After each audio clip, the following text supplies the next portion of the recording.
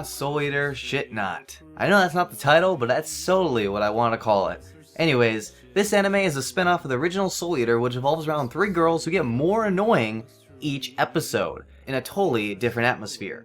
Where's the Halloween theme? The darkness, the mystery. It concentrates on friendship, bravery, cuteness, and girl love. From zero to hero, at least the graphics are pretty brilliant, and the original characters sometimes appear on screen. Plus, both ending and opening were pretty decent. A bit of a disappointment? Of course, why else would this video be an anime gone wrong? But when looking at this anime separate without comparing it to Soul Eater, that's what you'd expect from a meh, Yuri type magical girl anime about friendship. Yeah, it kinda sucked. Let's get started.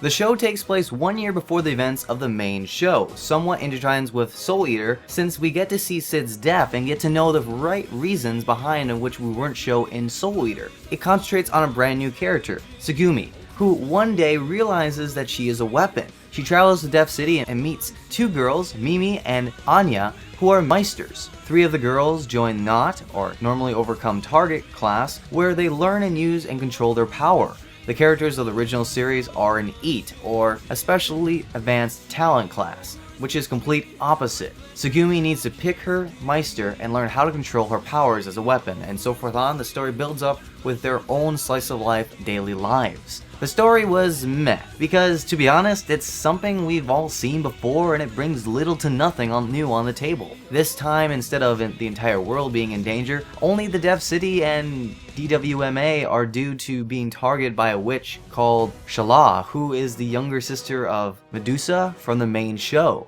Which, I guess it's cool, but it's not really nothing that special. It mainly takes the perspective of a slice of life genre. Now moving on to the characters, which to be honest, were really forgettable. As the time I finished this show and by the time I was writing this review, I actually forgot some of the names of the characters that had the dominant role in this show. Luckily, we have Google to solve that issue for me. But anyways, it's just the fact that these characters weren't memorable within the 12 episodes the show was given. It just didn't feel right and they just didn't grow on me as characters. They just mostly annoyed me. To be honest, the main issue I had with the characters is the way that they all fit in a standard anime archetype. For example, Tsugumi is cheerful, Mimi is an airhead or Dutz, and Anya is your typical Kundere princess. There's no good characters in this show besides the original cast that actually get showcased in here a few times, which are actually the most interesting parts of this anime. Now we get to move on to the animation, which to be honest is probably the best thing that this show can possibly give you, besides that it's pretty bad. Ugh. Let's be honest here, so some of the fights scenes that happen early in the series look really goofy, and it seems like all their budget was cut from some of those few scenes. Though, other than the animation is alright, and I guess pleasant to look at because it's very stylistic, and Bones kinda did make them look like a Mao character, which I guess was okay for the 3 girls, but it just didn't feel that much special. I don't know, I don't know what to say about it. Bones, you really shouldn't do any sort of Mao kind of girl style unless if you're Kyo Animation or possibly PA Works. But I digress. Regardless, the characters look like any other anime characters these days. They're pretty forgettable, but with the exception of Shala, whose character design I actually really liked. I was taken off guard when I first saw some of the characters from the main show because they look totally different. Especially Maka and Soul. Luckily, they don't get too much screen time, which kind of sucks, but at the same time is actually good because, oh my god, they look so bad. I can't stress enough how different they look, and it kind of bothered me. It really did. There's, especially Soul. Oh my god, Soul. Lay off the pot! Just lay it off, man. Calm the fuck down. Jesus Christ, you looked like shit a year ago. The fact that they've changed my beloved character designs kind of really did piss me off, but it's okay. So, animation, it's meh. Oh yeah, the next category, sound, well, it's okay. I mean, it's decent. Again, the sound isn't bad, it's just the opening and ending are the only thing that I can remember. The background and the OST, it's, I don't know. I just don't remember. I think there was violins, I think there was piano pieces, I don't really know. Just because they just didn't stand out. I mean, this show in particular with the sound, I mean, the voice actors sounded pretty decent. I didn't have a problem with them. They definitely kind of fit the character archetype that they were trying to present. But again, it just didn't seem that compelling from the original Soul Eater. I know I shouldn't compare the two, which I'm trying not to at all. It's just the fact that it just doesn't live up to the Soul Eater franchise by providing the sound as well as the original, which, again, the opening ending are decent, but it will never beat and or never compete against the original opening ending and the sound element of Soul Eater. Look, now going on to my enjoyment, it's like the fact is, by asking my own question to myself, did I enjoy this anime? You know, from the first time I started watching it, I kind of expected a little bit more. Like, I shouldn't do that, but I kind of did. Like I mentioned before, I was just disappointed. Though I have to say, I enjoyed looking more depth into the city life of Death City, and I thought it was pretty interesting despite all of its flaws it has. So, I guess it's okay, but I kind of regret sticking with it until the very end. It really did bug me, and I kind of wish I dropped it, but I had to do it, just to make this anime gone wrong.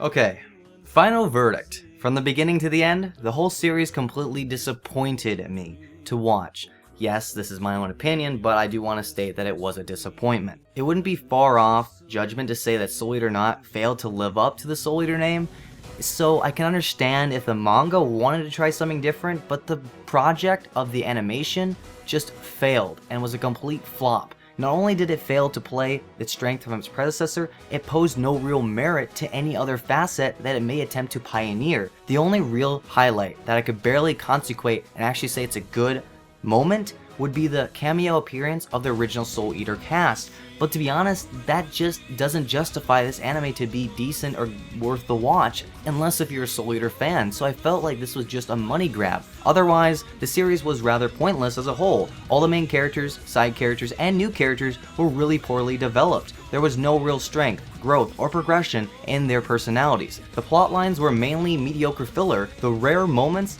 the true plot did arrive, it completely lacked impact and sense of drama.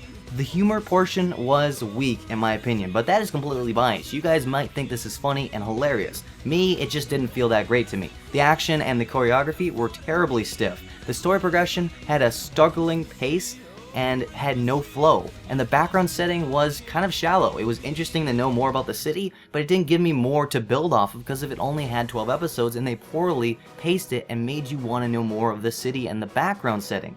Look, as if that wasn't enough, the last episode, as I watched it, ended off in a completely poor note, in that things were basically the same as the series started. There's literally no significant difference from where the story ended and where the story began. Look, JC, that's not true. Look, it is. Dude, I salute you, man. If whoever thinks that this show completely actually did progress or maybe went farther than it did from the beginning, look, I get it, some characters died off.